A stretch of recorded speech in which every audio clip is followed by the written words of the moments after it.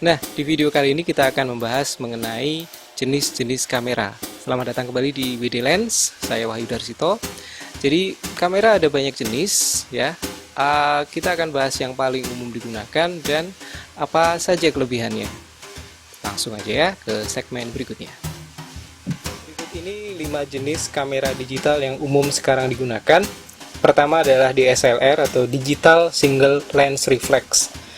Dia ciri khasnya adalah di dalam kamera ini ada cermin yang fungsinya untuk memantulkan bayangan objek yang masuk melalui lensa menuju prisma menuju viewfinder.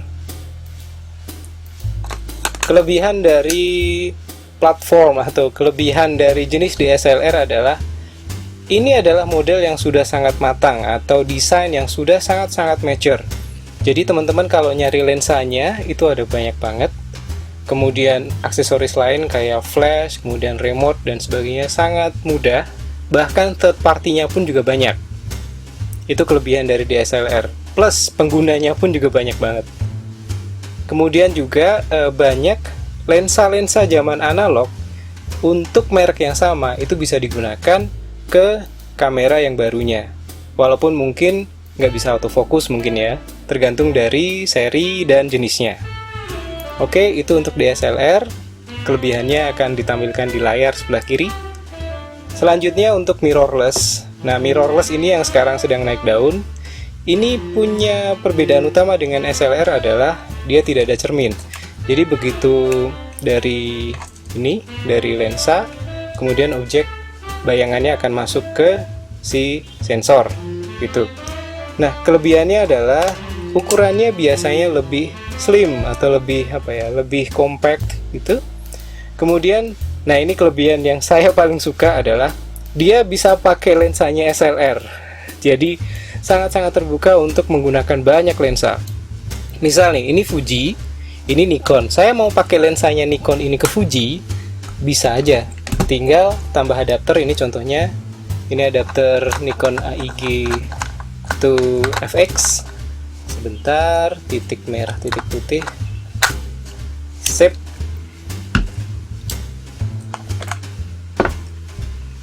Oke, kita pasang. Yes, saya jadi punya kamera Fuji yang lensanya Nikon. Kamera Fuji mirrorless yang lensanya Nikon DSLR. Kondisi ini nggak bisa dibalik. Saya nggak bisa masang lensanya Fuji mirrorless ke kamera Nikon DSLR, nggak bisa. Oke, itu untuk mirrorless. Kelebihannya akan ditampilkan di layar sebelah kiri. Lanjut, berikutnya adalah ini kamera saku. Sekarang mungkin sudah agak jarang yang pakai, tetapi mungkin jenis-jenis prosumer atau kamera bridge masih ada yang pakai karena compact. Dia punya fitur mendekati kamera dua ini, DSLR dan mirrorless, tetapi mungkin dengan keterbatasan ukuran sensor, kemudian speed dan sebagainya. Nah, aku lupa ngasih tahu. Kalau untuk DSLR dan mirrorless, mereka punya kelebihan bisa tuker-tuker lensa ya. Artinya, maksudnya Nikon ini atau Canon yang DSLR dia bisa ganti-ganti lensa, ganti 50 mili, 200 mili dan seterusnya.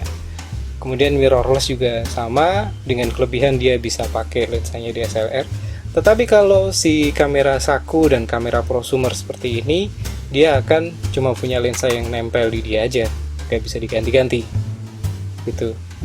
Kelebihannya terutama adalah compact dan fiturnya lumayan mumpuni. Oke, untuk jenis kamera keempat adalah action cam. Mungkin teman-teman punya merek yang paling terkenal, tahu lah ya, GoPro. Atau ini yang versi istilahnya ekonomisnya ada Xiaomi Yi. Biasanya dia nggak ada displaynya, tapi ada juga seri-seri yang ada displaynya.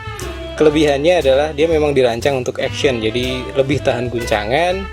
Kemudian juga ada casing tahan air dan sebagainya. Cuman mungkin teman-teman nggak bisa berharap banyak untuk setting sedetail seperti 3 kamera sebelumnya. Misal shutter speed, ISO, aperture-nya mungkin nggak semuanya bisa disetting di sini. Oke, selanjutnya, nah ini handphone. Saya rasa semua teman-teman yang buka YouTube pasti punya handphone. Nah, handphone sekarang rata-rata semua udah ada kameranya. Kameranya macam-macam, ada yang satu kamera, ada yang dua kamera, ada yang 4 kamera. Nah, memang ukuran sensornya tidak akan menyaingi, ukuran sensor fisik ya. Kita nggak bicara megapiksel, tapi kita bicara luasan sensornya. Kayak misal di sini nih, yang kelihatan ini. Kita kalau bicara ukuran sensor adalah ukuran panjang kali lebarnya.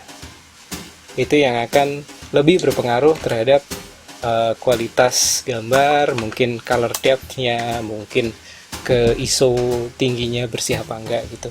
Nah, memang kameranya handphone tidak akan segede kamera SLR ataupun mirrorless untuk ukuran sensornya, tetapi dia punya kelebihan. Satu, dia dibawa kemana-mana, dan yang kedua, dia connected langsung ke internet. Jadi teman-teman bisa langsung edit pakai aplikasi di situ, bisa langsung upload. Kemudian ada banyak yang bisa dilakukan dengan kamera handphone, begitu. Jadi mana yang terbaik di antara 5 ini? Semuanya baik, tergantung kebutuhan dan tergantung kondisi saat itu. Dan percaya deh, kamera terbaik adalah kamera yang saat itu sedang teman-teman pegang. Jadi kalau misal di situ cuma ada handphone, ya itulah kamera terbaik. Maksimalkan yang ada. Gitu. Oke, jadi itu tadi jenis-jenis kamera digital. Semua ada kelebihannya. Jadi kalau misal dibilang bagusan mana nih, SLR atau mirrorless, semua ada kelebihannya dan ya sesuai peruntukan dan sesuai kebutuhan. Jangan lupa subscribe. Sampai ketemu di video berikutnya. Bye.